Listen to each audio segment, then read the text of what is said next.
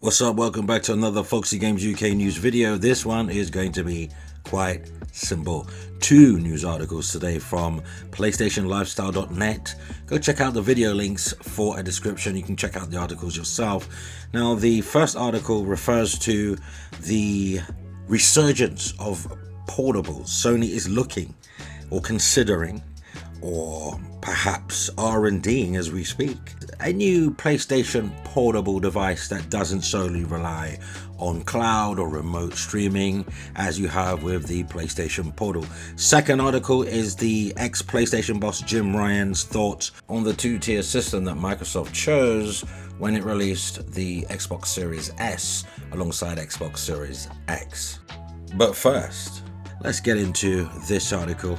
As I say, all links available in the description. Ex-PlayStation boss Jim Ryan was right about Xbox Series S. Former PlayStation boss Jim Ryan once famously said that, and I quote, "reduced spec consoles like Xbox Series S aren't a good idea, and if ongoing optimization headaches are any indication," well, Ryan was absolutely right. Now, admittedly, I haven't been Jim Ryan's biggest fan over the years. I think he made a lot of errors, but on this, I absolutely concur. I agree with him on this. Come to think of it, Ryan, who was often criticized for his takes, was right about a lot of things, including Xbox Game Pass. But according to the article, I digress. Xbox Series S optimization issues are annoying developers and hurting players because Microsoft mandates simultaneous game launches on both Series X and its inferior counterpart, much to the annoyance of some developers who have openly talked about the nuisance that it creates. Devs have come under fire from hardcore Xbox fans and even journalists for these takes, but I'll take that opinion of an actual game developer over any Twitter experts and blog writers any day of the week. Over the weekend, former Naughty Dog and Respawn developer Del Walker was the latest to draw some ire after he tweeted that he wishes the Xbox Series S didn't exist. Walker said that the console itself is a great piece of hardware, but having to optimize current gen games for it is pretty annoying. Walker also reckons that more and more games will end up skipping Xbox for this very reason. And Walker isn't wrong. Xbox consoles struggle to sell, so developers are faced with the decision of skipping the platform altogether or waste resources and extra manpower optimizing for a platform they see negligible sales on. Developers who aren't blessed with massive bank accounts are understandably really going to choose the former. So here's the thing, right? Xbox Series S is a good console if you look at it from the consumer's point of view, that the cost to entry is low. It's supposedly a current gen, at once upon a time labeled next gen, but definitely current gen since we're 4 years going into this generation. It is a current gen console that is starting to struggle, wobble, tear at the seams when it comes to these big games. Black Myth Wukong is a prime example. There's memory leaks with that system. You know, they're being quite coy. They're not being specific over which console they're talking about, but you know, Xbox Series X is a capable system. So it's got to be the Series S they're talking about. So yeah, it's okay to dislike Xbox Series S. It's okay to hate it. I hate Xbox Series S. Yeah, not with a passion. I don't really care that much. But, you know, I wish it didn't exist either. And, you know, the big bottleneck for the system isn't really the graphics capabilities, because that can easily be reduced. And it's certainly not the CPU, as it fairly capable for a console matching even PS5 and Xbox Series X in many scenarios. It happens to be the meager 10 gigabyte of memory that Xbox Series RAM implementation, poorly implemented at that, because when you factor in that around 3.5 gigabyte of that is for the UI, you know, to control background stuff, then you're left with around 6.5 to 7 gigabyte of memory for games, which is a real bottleneck for many developers. Rumor has it that Black Myth Wukong dev Game Science only want to release Xbox Series X versions of the game due to complications with Xbox Series S, the memory leakage, but Microsoft insist both must release. Now, Black Myth Wukong has reportedly been delayed indefinitely. Microsoft's two-tier console policy is biting it in the ass. So at the end of the day, it is an Achilles heel console. And I've said it before, I'll say it again. Xbox One X is a far more capable system than the Series S. Series S only has the SSD, realistically, and a faster CPU, but even that hasn't helped the faster CPU because of the deficiencies in other areas. You're starting to see lots of games running at 30 FPS on Xbox Series S, which kind of was the deal with Xbox One X. The difference with One X was you had a higher resolution in most games because of the 12 gigabyte of memory, and you also had, you know, far sharper clarity in video games, almost approaching 4K. Now, some games run perfectly fine on the Xbox Series S. It all depends on the engine, the developer's prowess with the console, but not all developers have the budget.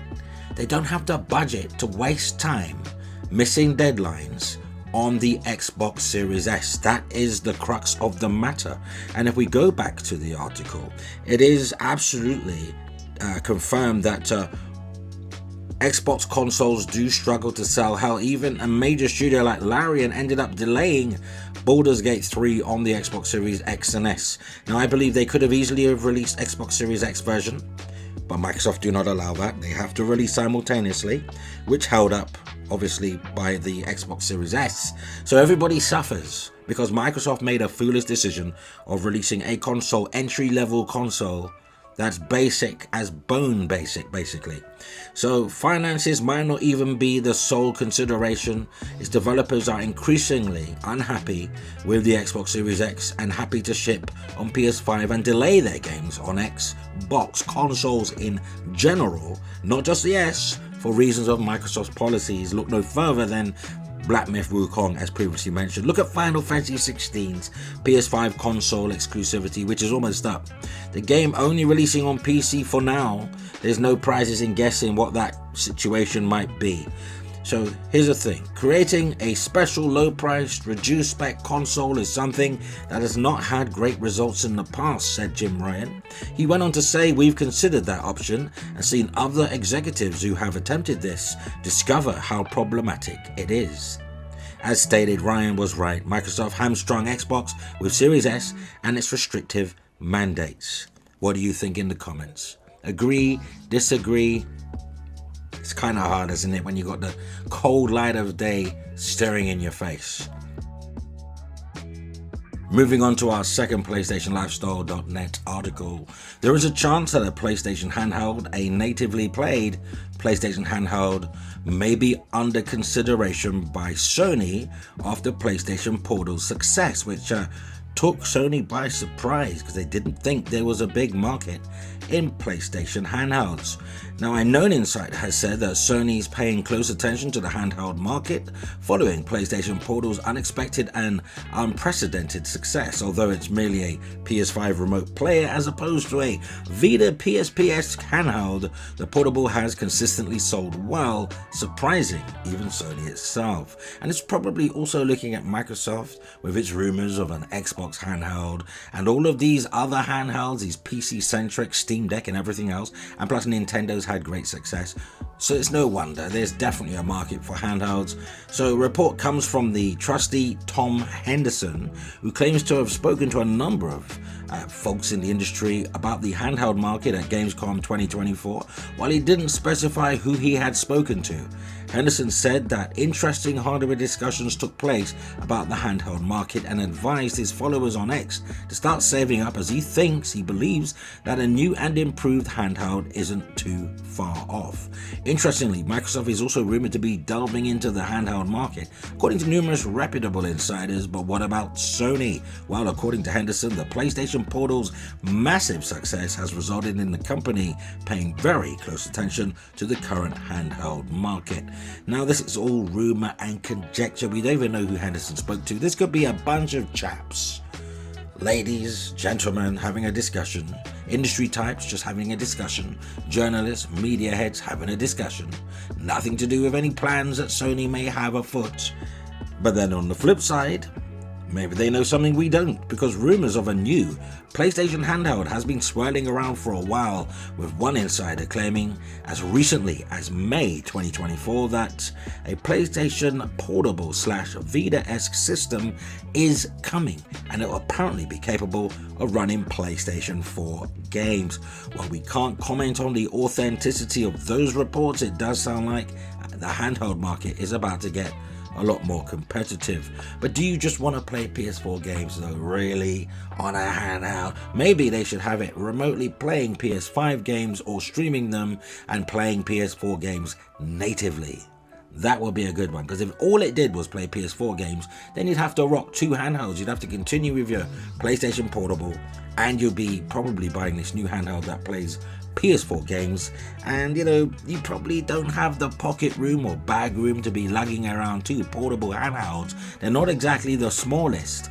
I mean, they have grown somewhat since the PlayStation Vita and PSP launched some years ago. They're almost double, some of them are triple the size. I mean, look at Steam Deck. That's like a console with a screen on it, So there you have it. That's probably what we're looking at now. So we have the opportunity for Sony to capitalize on the resurgence of portable handhelds, which was kicked off, I believe, by Nintendo Switch. Because before Nintendo Switch, who was really making handhelds? Yeah, you had the 3DS, but that was a completely separate console. It didn't play any of the big boy console games. It had to have its own titles, and I think that's where Sony made a mistake with its PlayStation Vita. It had to make they had to have developers make versions or their own ports of the games, rather than them being just downloaded from the PlayStation Store automatically. So this would be a smart idea, that no developer would have to specifically release games for that base unit for a new PlayStation style portable. Online, just download the games that you already own and play on the system, buy new games from PlayStation Store, or remote stream games, part of your subscription service. I believe the premium tier of PlayStation Plus allows you to stream cloud games, and that would be a doozy, and I think it would sell.